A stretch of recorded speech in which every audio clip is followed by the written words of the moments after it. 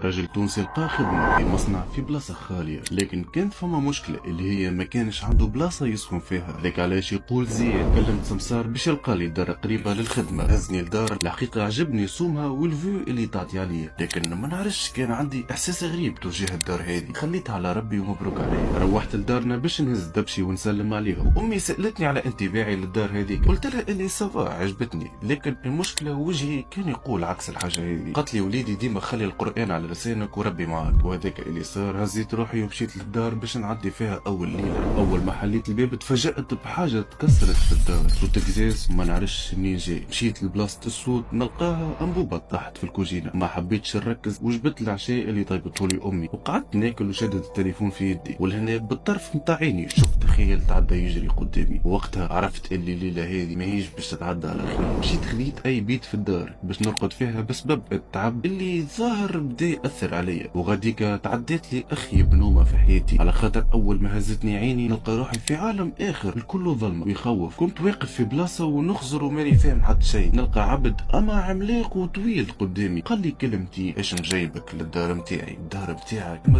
الدار اللي كريتها. وانا ما با جاوبته نلقاه هز ساقه وعفس عليا. ولهنا فقت بالكابوس هذاك، اما بعينيا اكهو على خاطر بدني كان بكله مشلول. نلقى نفس العبد هذايا واقف عند اخر ساقي يخزر لي بطريقه حاده، قاعد يقرب لي بشويه بشويه حتى لين وصل لحد وجهي. هنا عضني خلتني تفيق من كابوس في وسط كابوس. قمت هزيت دبشي اللي ديجا مازالوا في السناده وحلفت ما عادش نرجع للدار هذيك.